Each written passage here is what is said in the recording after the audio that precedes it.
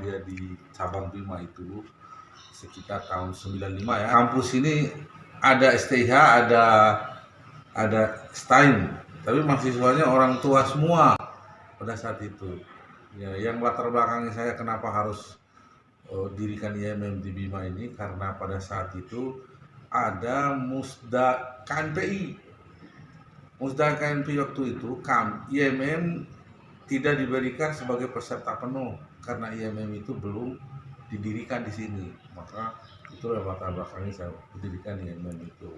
Kemudian luar biasa setelah kita mengumpulkan kawan-kawan yang alumni IMM dari Mataram, dari Malang, dari Makassar, terhimpunlah sebuah wadah Ikatan Mahasiswa Muhammadiyah. Karena anggaran dasar anggaran rumah tangganya juga pada saat itu membolehkan alumni yang sudah 1 tahun ke atas itu boleh menjadi pimpinan cabang Ikatan Mahasiswa Muhammadiyah di seluruh Indonesia. Pada awalnya itu kita tidak namakan Darul Arkam Dasar, namanya LDK, Latihan Dasar Kepemimpinan. Kenapa? Karena memang pada saat itu masyarakat Bima dan masyarakat kampus itu masih alergi dengan nama Darul Arkam.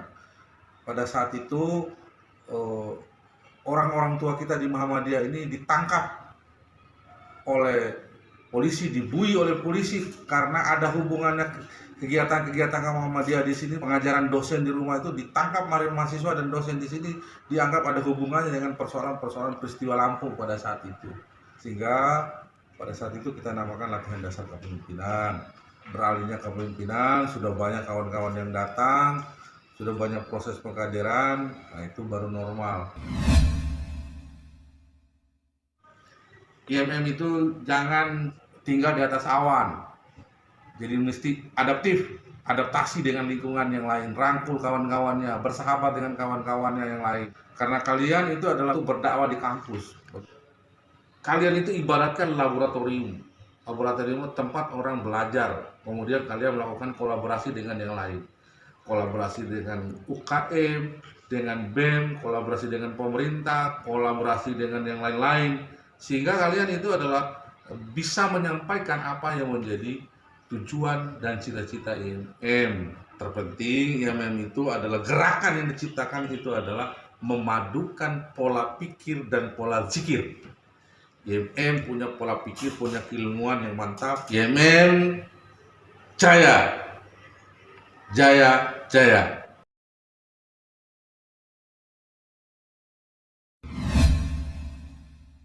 Bismillahirrahmanirrahim. Assalamualaikum warahmatullahi wabarakatuh. Perkenalkan, nama saya Taufik Firmanto, Ketua Forum Komunikasi Alumni IMM Bima 2022. Saya akan sharing pengalaman selama ber-IMM. Saya ber-IMM sejak tahun 2004 atau 2005. Diawali dengan perkaderan DAD yang saya ikuti menumpang pada perkaderan yang dilaksanakan oleh teman-teman komisariat STAIM waktu itu. Dan setelah menjadi kader IMM, saya didaulat menjadi ketua IMM komisariat STIH. Saat itu IMM Bima belum sebesar dan setangguh sekarang. Karena saat itu dari sisi kuantitas jumlah kami sangatlah kecil. Kami di STIH saja hanya bisa dihitung dengan jari. Saya dengan beberapa teman antara lain di generasi pertama itu yang saya bisa ingat adalah Ustadz Radiatur Rahman yang sekarang menjadi advokat. Kemudian ada Imawati Miswati waktu itu, Imawati Hairunisa, Imawati Devi Puspitasari yang kemudian juga sempat Darul Arkom Muhammadiyah dan sempat menjadi instruktur juga mereka.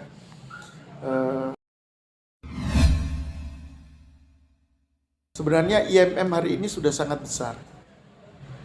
Tinggal bagaimana di tangan adik-adik sekalian, IMM harus lebih besar dan lebih tangguh lagi. Dari sisi kuantitas kalian sudah sangat besar, sekarang yang harus ditingkatkan adalah kualitas. Karena kualitas adalah bukti bahwa kalian memang layak untuk menjadi pemegang tampuk pimpinan umat nanti. tanpa kualitas yang mumpuni, yang jika tidak didukung dengan intelektualitas, tidak didukung oleh rasa humanis yang tinggi di antara kader IMM, maka pekerjaan untuk membangun sebuah peradaban yang berkemajuan adalah pekerjaan yang akan seperti membangun istana pasir. Kader IMM tentu saja harus didukung oleh kompetensi dasar yang mumpuni untuk bisa mewujudkan masyarakat Islam berkemajuan sebagaimana cita-cita Muhammadiyah.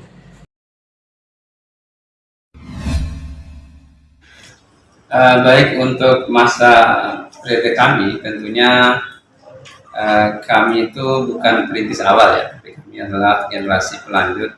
Terhitung kami itu di tahun 2007-2008. 2007-2008 sampai 2008-2009 itu masa kepemimpinan kami di Ikatan Mas Muhammadiyah Cabang 5. Tentunya ada banyak hal yang cerita baik, cerita tidak nyaman bagi kami. Cerita baiknya, kami pada masa kami cikal bakal awalnya lahirnya komisariat-komisariat di luar PTN itu muncul pada kepemimpinan kami. Waktu itu saya sebagai sekretaris cabang dan ketuanya Pak Dr. Ridwan, pimpinan cabang. Setelah Pak Dr. Ridwan selesai, saya melanjutkan kepemimpinan beliau karena ya pada masa itu muncul komisariat STK Bita Mahasiswa, komisariat STISIP, komisariat STIE, bahkan di yang besar pada waktu itu komisariat STIN. Kalau berbicara kaitannya dengan cerita hasilnya dalam merawat mengembangkan IMM ini, tentunya ada banyak kami harus ya dari antara komisariat kami harus jalan kaki karena pada waktu itu belum ada kendaraan motor yang bisa digunakan, boro-boro punya mobil. Dulu itu masih merintis komisariat itu ya kadang ojek belum ada zaman itu, masih ya pakai benhur, kadang banyak kan jalan kaki lah merintis komisariat. Kalau tentunya di taman siswa tidak mungkin kita jalan kaki, pakai kendaraan bis pada waktu itu. Nah, itu pengalaman-pengalaman itu menjadi spirit bagi kami, sehingga itu menjadi kenangan yang sulit kami lupakan karena merawat, merintis IMM dengan modal-modal sungguh dengan kemauan, tanpa sehari ini kan ada motor, tapi ya begitulah keadaan IMM pada hari ini. Yang kedua, kaitannya dengan pendanaan. Nah, dulu kami pendanaan itu masukkan proposal di kantor bupati itu bukan pakai motor, jalan kaki ke sana itu. Dan tentunya dalam hal merintis pun kami pada waktu dulu itu ada kursus bahasa Inggris bagi kader-kader yang berminat ke bahasa Inggris. Ada kursus jahit di Mawatinya untuk bahasa Arabnya dan sebagainya. Nah, itu kami lakukan pada waktu itu, dan bahkan ada kajian rutin yang kami lakukan itu yaitu yang dikenal dengan bengkel intelektual itu. Bengkel intelektual IMM itu ya khusus untuk mendiskusikan isu-isu kontemporer, isu-isu yang hangat pada waktu itu, sehingga dinamika IMM pada waktu itu sangat hidup dan mampu mewarnai gerakan kemahasiswaan di wilayah Bima, Sumbawa dan umumnya pada Nusa Tenggara Barat waktu itu. Pesan saya untuk IMM Bima, tentu saya berharap IMM Bima ini terus berkembang, sukses, dan selalu pada garis perjuangan tentunya Perserikatan Muhammadiyah. Yang kedua tentunya IMM ke depan harus lebih mengedepankan gerakan-gerakan moral, gerakan-gerakan yang humanis, yang memperjuangkan hak-hak masyarakat yang terpinggirkan, yang dimana pada hari ini, akhir-akhir ini IMM kurang menyentuh pada wilayah. Maka saran saya itu dilakukan vokasi pada kegiatan-kegiatan semacam itu, sehingga kompetensi kader itu bisa teraktualisasi dengan gerakan-gerakan itu. Dan yang terakhir, saran saya kembalilah pada prinsip dasar IMM yaitu organisasi Islam. Maka kembalilah IMM kembali ke masjid, hidupkan kajian-kajian keagamaan yang dengan itu akan mengobati dahaga keilmuan baik ilmu agama maupun ilmu umat. Maka kembalilah ke masjid sebagai sejarah IMM lahir dan bangkit dengan kajian-kajian dengan suasana masjid dan sebagainya. Itu saja, demikian. Assalamualaikum warahmatullahi wabarakatuh.